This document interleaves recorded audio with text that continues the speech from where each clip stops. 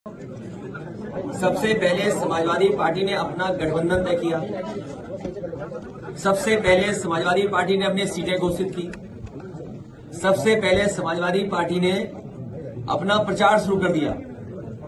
और आप देखना, सबसे पहले जीत का भी जो संदेश आएगा वो समाजवादी पार्टी और गठबंधन का होगा। तो सबसे पहले गठबंधन किया, सबसे पहले सीटों का बंटवारा किया, सबसे पहले पार्टी कैंपेन सॉन्ग रिलीज किया। तो आप पहली सूचना भी समाजवादी पार्टी और गठबंधन की सीट की जीत का आपको सुनने को मिलेगा। जहां तक बीजेपी का सवाल है, कल भी आपने भाषण सुना होगा। जो एयरपोर्ट रनवे का उद्घाटन हुआ वो समाजवादी पार्टी की सरकार में बना, नेताजी के समय पर बना। उसका एक्सपेंशन समाजवादी पिछली सरकार में हुआ, चाहे वो आजमगढ़ हो, चित्रकूट हो, मुरादाबाद हो या लखनऊ का जो टर्मिनल बना है। जिस समय समाजवादी सरकार थी, लैंड एंड एक्विजिशन से लेकर के सब काम उस समय हुए थे। और उसका परिणाम ये हुआ कि आज आपको वो काम सब दिखाई दे रहे हैं। ये जो नारा देते हैं सबका साथ सबका विकास, ये सबसे ज्यादा झूठ है। सबका साथ कहां दिखाई दे रहा है? सबका साथ कहां दिखाई दे रहा है? सबका विश्वास कहां है? इससे ज्यादा झूठा नारा और क्या हो सकता है? इसीलिए ये चुनाव संविधान बचाने का है। बाबा साहब भीमराव अम्बेडकर जी का संविधान दिया, उसको बचाने का है। लोकतंत्र बचाने का है। डॉक्टर राम मनोहर लोहिया ने जो समाजवादी सपना देखा, उसको बचाने का है। नेताजी ने जो रास्ता दिखाया किसान, गरीब, अल्पसंख्यक मुसलमान भाइयों का, उनका हक और सम्मान बचाने का चुनाव है। बहन भाइयों, अभिवादन स्वीकार कीजिए ब्रजेश मिश्रा का। और आप देखना शुरू कर चुके हैं द डिबेट। ऐसी उम्मीद थी कि विधान परिषद के चुनाव में भी राज्यसभा जैसी भिड़ंत होगी, लेकिन इस बार मामला दोनों तरफ से निर्विरोध संपन्न हो गया। यानी कि 7 और 3 सहयोगी दलों के, भारतीय जनता पार्टी के और 3 समाजवादी पार्टी के, 13 जो एमएलसी की सीटें हैं, वो ऐसा प्रतीत हो रहा है कि अब वो निर्विरोध निकल गई लगभग। तो क्या इस पर कोई सहमति बन गई, या फिर भारतीय जनता पार्टी और एडवेंचर के लिए तैयार नहीं थी, या फिर समाजवादी पार्टी इस बार काफी तैयारी में थी? हुआ क्या ऐसा? लेकिन अब अभी जब ये सब डेवलपमेंट चल रहा था, उसी बीच एक बड़ी खबर आई, मंत्रियों के विभाग बांट दिए गए। और बहनों भाइयों, सबसे बड़ा हिस्सा ओम प्रकाश राजभर को मिला है, 4 विभाग। बाकियों को 1-1 और राजभर जी को 4 विभाग। आज की चर्चा इसी विषय पर। बहनों भाइयों, जब लोग कह रहे थे कि ओम प्रकाश राजभर कमजोर पड़ गए हैं, या ओम प्रकाश राजभर की राजनीति में थोड़ा सा डिक्लाइन आ रहा है, या ओम प्रकाश राजभर ने सिर्फ एक सीट पर समझौता कर लिया, घोसी की सीट पर, अन्य नहीं मिली, और लोग ये भी कह रहे थे कि आरएलडी को बहुत अच्छी डील मिल गई, या आरएलडी ने बहुत अच्छा पॉलिटिकली नेगोशिएट किया।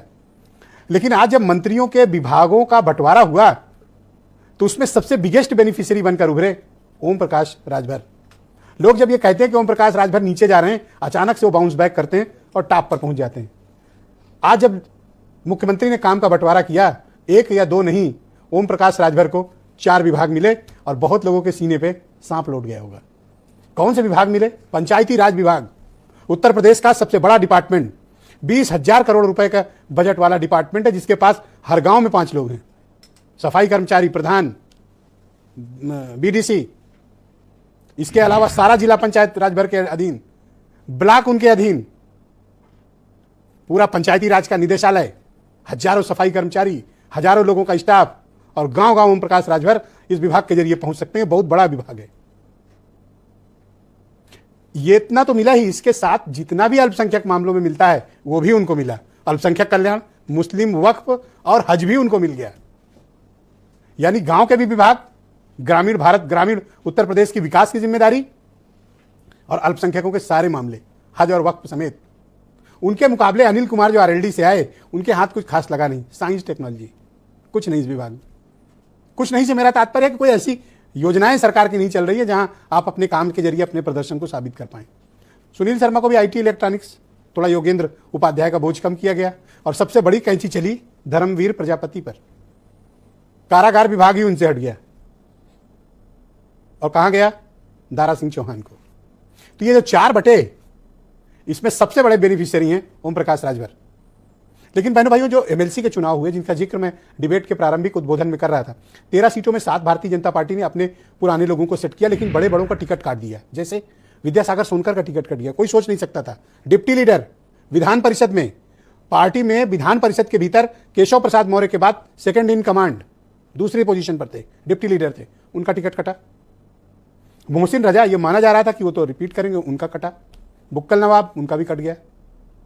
बीजेपी ने इस बार जो संगठन की सूची, संगठन के लोग हैं वो हावी दिखे। विजय बहादुर पाठक ने बहुत मेहनत की, बहुत काम किया, पार्टी के प्रति समर्पित रहे, उनको इनाम मिला, पहले नंबर पे नाम आया। लेकिन महेंद्र सिंह का काम और महेंद्र सिंह की मेहनत, महेंद्र सिंह की राजनीतिक उपयोगिता उन्होंने फिर एक बार साबित की। अपने श्रम, मेहनत और परिश्रम के जरिए, राजनीतिक सूझबूझ के जरिए और समर्पण भाव से उनको तीसरी बार एमएलसी का पद मिला। बहन भाइयों, इस सूची में कई और भी नाम हैं जो नए आए हैं, जिनकी नई एंट्री भी बीजेपी में हुई है। इस बार बहुत समीकरणों को ध्यान में रखा गया है, पार्टी के पुराने लोगों का भी ध्यान रखा गया। जबकि समाजवादी पार्टी की सूची में आप देखेंगे तो एक जिले से दो एमएलसी, बुजुर्गवार बलराम यादव, जिनके बेटे भी विधायक हैं आजमगढ़ से, उनको एमएलसी, गुड्डू जमाली, वो भी आजमगढ़ के, उनको भी एमएलसी। एक जिले से 2 एमएलसी। अब इसका कारण तो समाजवादी पार्टी एक्सप्लेन करेगी कि ऐसा क्यों हुआ। लेकिन बहनों भाइयों, ये जो कुछ भी राजनीतिक घटनाक्रम है, अब बस चुनाव की घोषणा को कुछ ही दिन शेष है और राजनीतिक बिगुल बच चुका है। आप कुछ स्टेटमेंट सुने, फिर आज की चर्चा को हम आगे बढ़ाएंगे। समाजवादी पार्टी ने विधान परिषद के चुनाव में अपने पीडीए फॉर्मूले पे 3 प्रत्याशी उतारने का काम किया है, जिनके पास लंबा राजनीतिक अनुभव है और इस अनुभव का लाभ समाजवादी पार्टी को मिलेगा, उत्तर प्रदेश की जनता को मिलेगा। पिछली बार जो उन्होंने पीडीए चिल्लाया और पीडीए नकारा, पार्टी टूट गई। उसी डर से, उसी भय से अब क्या पूरा उन्हें अपना रवैया बदलना पड़ा, क्योंकि पार्टी के विघटन का डर था। और मैं समझता हूँ कि इस बार 4 का नहीं नामांकन कराए, खतरा था उन्हें पार्टी फिर टूटेगी, 3 पे रह गए ना अपने आप। इस समय समाजवादी पार्टी दिग्भ्रमित है, पूरी तरह दिशाहीन है। सवाल इस बात का है कि साथ कैसे रही है, एक एमएलसी की सीट देके किसी को मंत्री बनाकर, तो आप किसको साध रहे हैं और कैसे साध रहे हैं? आप हर बात को वोट से और सियासी मसलों से जोड़कर देख रहे हैं, लेकिन जनता इस बार जवाब मांग रही है और आपको जवाब देना पड़ेगा। बहनों भाइयों, आज की परिचर्चा को हम आगे बढ़ाएंगे। संजय चौधरी उत्तर प्रदेश में भारतीय जनता पार्टी के प्रवक्ता हैं, आईपी सिंह समाजवादी पार्टी के प्रवक्ता हैं, प्रियंका गुप्ता उत्तर प्रदेश में कांग्रेस कमेटी की प्रवक्ता, जाने माने पत्रकार सुशील दुबे जी मेरे साथ मौजूद हैं। और आज मंत्रिपरिषद में विभागों के बंटवारे के सुपरस्टार ओम प्रकाश राजभर की पार्टी के राष्ट्रीय महासचिव, जिनकी मुस्कान थम ही नहीं रही है, हमारे दोस्त अरुण राजभर भी इस कार्यक्रम में मौजूद हैं और वीरेंद्र सिंह जी हमारे स्टेट हेड। तो कार्यक्रम की शुरुआत राजभर जी आप ही से कर लेते हैं और आपको बहुत